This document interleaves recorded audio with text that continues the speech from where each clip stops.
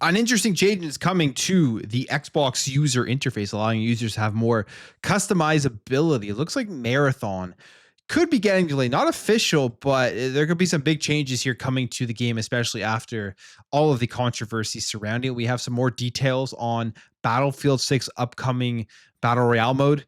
That's going to be coming to this game that's probably trying to take on Warzone. So we'll see more about that. Nintendo Switch 2 gets some cool support as well as a direct potentially coming. So we will talk about all of that. But before we do, if you do enjoy daily gaming content news every day, make sure to hit the subscribe, share, like the video. For now, let's jump into it.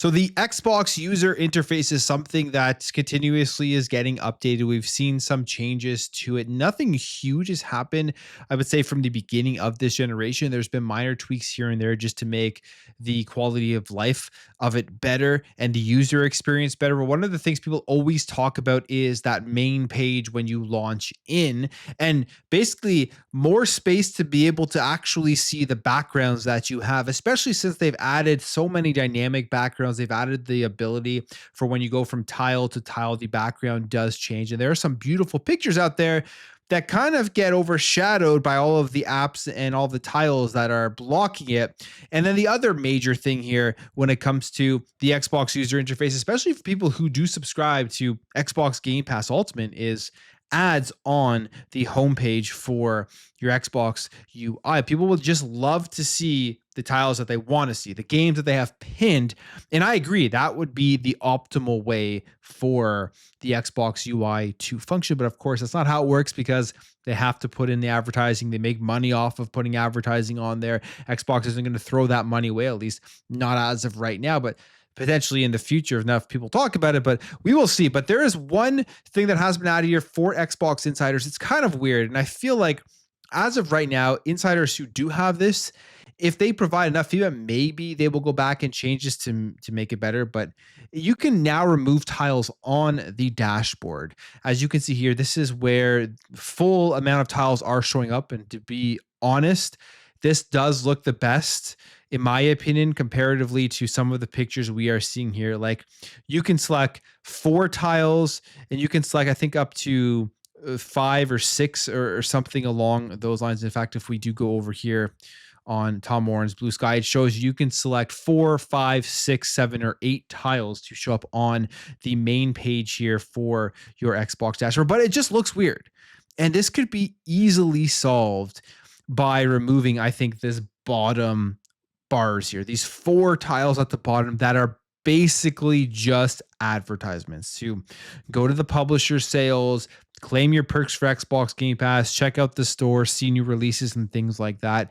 This UI could be very, very sleek if all it had were your game tiles on this upper row that you have decided to pin, and these move down to the bottom where you can really see the entirety of the picture that you do have. Because realistically, the user interface, I think at least on Xbox, is good. It functions well. It's easy to find things. Overall, I do enjoy it. But there are features here, again, especially if you're paying for Xbox Game Pass Ultimate, that could easily just make consumers much happier. And this isn't a hard thing to do for Xbox, but they haven't done yet. I mean, they don't do it because they want people to go into the store to purchase more products. They want people to see that there is a sale that has 90% off and go ahead and buy those games. I mean, there's even the ads that do pop up with the full screen ad, which I don't really care too much about, but some people really make a huge deal about that because you have to press B when you do turn on your Xbox.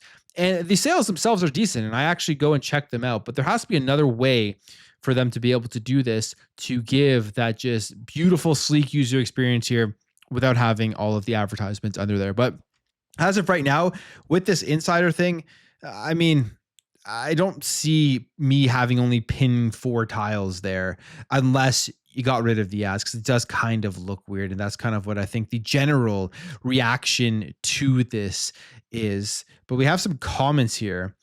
This person says, it's a slight improvement, sure, but clearly we all wanted to use this to remove the giant tiles below the game ones. I mean, that is the obvious thing there that, I mean, I've talked about that. They say, how about you let me remove those ads? I'd like to not see ads. They just bring back the old UI. It was so customizable and useful. Now have a effing Microsoft store instead of a homepage. This is stupid. They really need to do something about their dynamic backgrounds. They had them first gen, but the PS5 blows theirs away. This is much nicer to look at. That's awesome. So generally there are some positive comments, but majority of the comments are people commenting on the ads. Get rid of the ads, which I'm very skeptical that Xbox, Microsoft are going to do that. But you would think if enough people talk about it with subscription to Xbox Game Pass Ultimate, maybe this would be something that gets more people to potentially subscribe. They may go out and do it, but we will see. They're making the improvements better on the Xbox user interface. Hopefully gets to a place where everyone is just happy with what is delivered to them. Okay, let's talk Marathon. We all know the story behind Marathon with the stolen art and the debacle around that. Then you had the art director going on a stream, and that was just terrible. It was a very, very bad look for Bungie with all the comments and everything. They have done absolutely nothing correct here with Marathon in terms of PR, in terms of marketing, in terms of getting this game ready for release. And the obvious thing that comes to mind because of that is to delay this game. Now, we haven't heard anything. It is still slated for September.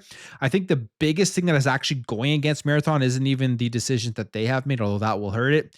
It is the fact that we have another big extraction shooter here that is going to take it on that I think a lot more people do want to play. And that upcoming game is Arc Raiders, which has already done very well in terms of getting people hyped. Word of mouth marketing, when videos going out on social media, it looks like it is going to be the one that most people go to.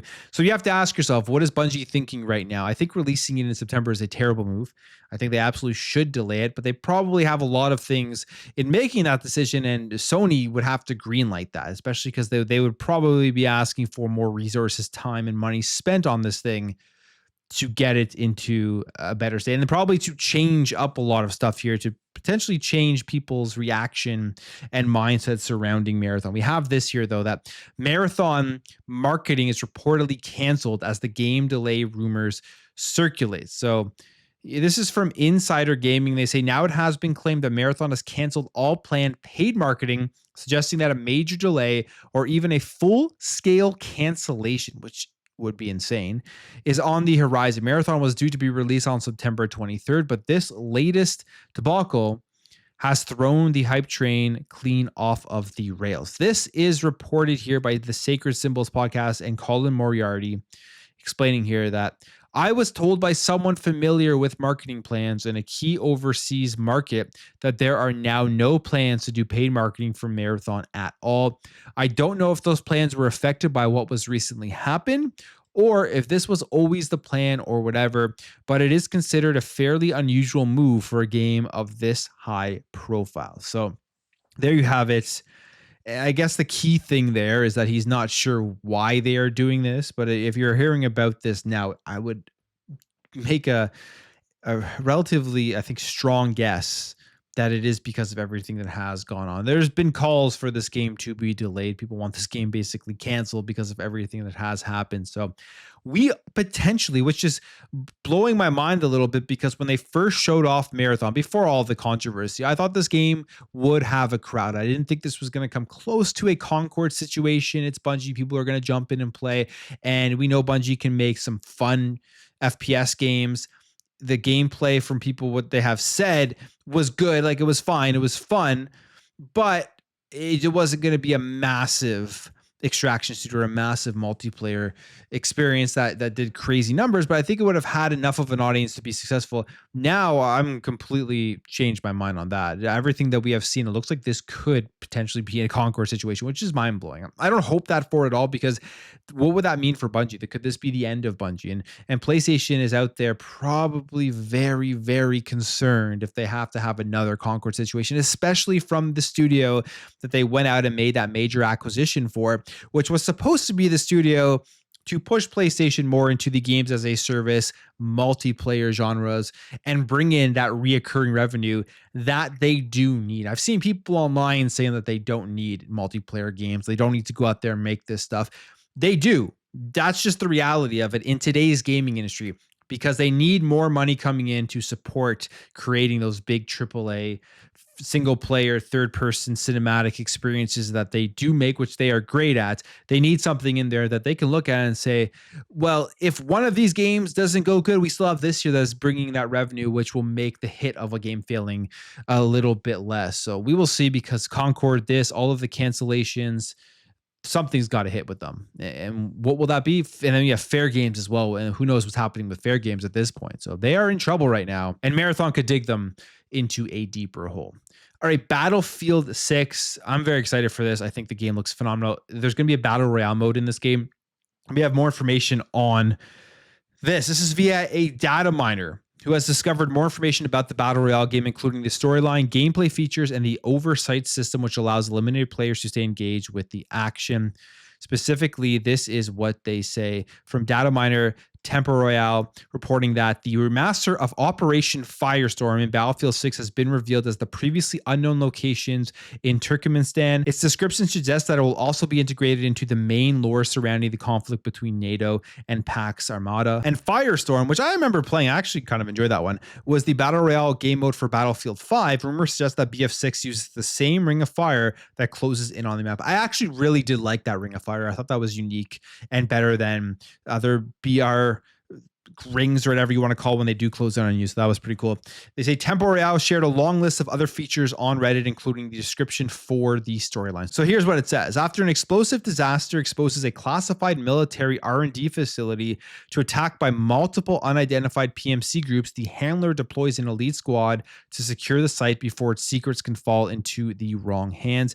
Another feature is priority missions, where you can complete objectives, but other teams have an opportunity to stop you and steal your rewards, which is great to see that, because I find in BR game modes, the biggest thing that holds me back is just sometimes waiting for a conflict with another team or another player, and it gets boring. So if you're always on the go doing something, that is always a welcomed addition for Battle Royale for me. I don't play too many Battle Royale games, but that is something I need in there. It says completing a mission grants rewards like vehicle access key cards that can be used on powerful combat vehicles or custom weapon drops. And like Warzone, the game mode also features field upgrades, which are traits to improve your character.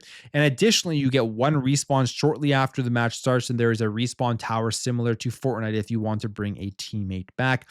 The other key feature is the oversight system. Even after you die, you can use remote cameras, drones, and turrets to reveal enemies and wreak havoc from the afterlife. So that is what this Battle Royale game mode is looking like. They're probably setting this up to try to go directly against Warzone. Will it ever get as big as that? That's yet to be foreseen. I mean, right now, Battlefield 6, from all of the leaks that have been coming out from the people playing it, game looks very good. It looks like it could be the one that finally brings it back. And I've said this multiple times on this channel, but Call of Duty needs that. They need major competition where people are actually having to stop and think, which one do they want to jump into and play? Because I just don't think that's been there over the last couple of releases. Call of Duty has destroyed Battlefield. Will we ever get to a point again where they really do go hard against each other? This may be the beginning of getting back to that point. I hope so, because the game looks good and I can't wait to jump in and play. Finally, we'll end off with a couple of Nintendo Switch 2 stories here. First of all, one of the things that is interesting about the Switch 2 that I can't wait to try out when I do get my hands on my Switch 2 is going to be the mouse feature. How responsive, how well does it work, especially with games like Metroid Prime 4 and any first-person shooters out there, or games like Civ 7 on the Switch 2? How good will this feature work? From the previews, it does seem like it works relatively well. Well, now there's also another feature if you don't even want to use that, but you still want to use mouse controls, and that is that they are going to support standard USB mice, which I think is a good move here, because you take it in portable mode, you plug that thing in, and you're going to be able to use the mice with it, which is cool. They say the Nintendo Switch 2 will support standard USB mice in certain games. And we found this out during a special look at the upcoming Nobunaga's Ambition Awakening CE. Producer Michi Ryu was showing off the Joy-Con 2 mouse functionality. He then pulled out a wired USB mouse, plugged it into the Nintendo Switch 2, and continued playing. They say once you connect the USB mouse, a message will appear in the top left indicating that the mouse is connected. And they say when the USB mouse is connected, it takes priority over the Joy-Con 2.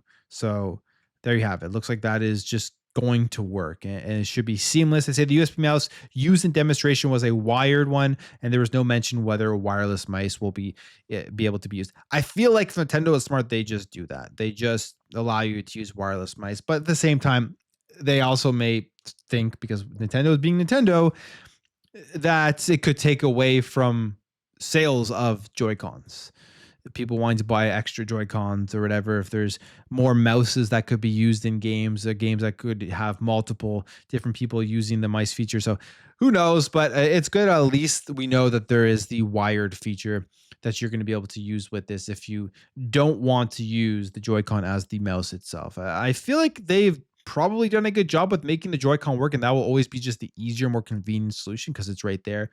But if you want to carry around a mouse, you're going to have that option as well. And finally, the Nintendo Direct. We should be getting more of these. We'll probably get a couple this year, maybe one near the release of this console, which is this is the report, and one later on in the year. But we have here saying the Nintendo Direct will reportedly drop around Switch 2's launch. And this is according to journalist Pedro Henrique Lutilipe, who made the claim during a live stream this weekend and previously has shared accurate info on Nintendo's plan. So take that for what you will, whether that is true or not, we will see. But I feel like if they do a direct right near the release, it's going to be just giving us a look forward into more games coming over to the Nintendo Switch 2 and a lot of cross-generational games. The Nintendo Switch 2 launch is very close. I'm very excited for it. And it's going to be extremely interesting how it goes and what games are coming over to that platform, specifically when you look at Xbox, them putting games on PlayStation 5. We haven't heard or seen the games that are coming over to the Nintendo Switch 2, but the rumors are out there, and some pretty prominent leakers have said a lot are coming over. We've seen the thing about Halo, the Master Chief Collection, which to me, if you're Xbox and you want to make money off of a game that's been out for very long and you know it'll sell well, I think it's a no-brainer, and I think people on the Switch 2 will buy that. It will run very easily simply because of the games that are within that collection. The Switch 2 will have no problem getting those. You have the mouse feature as well on that, so you could play it in both ways. But there's that, and then there's all the games that have come over to the PlayStation 5. Are those coming over to the Switch 2 as well? Can they even run on the Switch 2? Like, could they get Hellblade 2 running on there at very, very low settings? Who knows? But I can't wait to see just what other games are coming over here. First party Nintendo stuff coming from third party, stuff coming from Xbox. It'll be a very interesting launch on June 5th. I'm going to end the video there. If you did enjoy this video, hit that thumbs up. If you are new here, hit that subscribe, and I will catch you guys in the next video.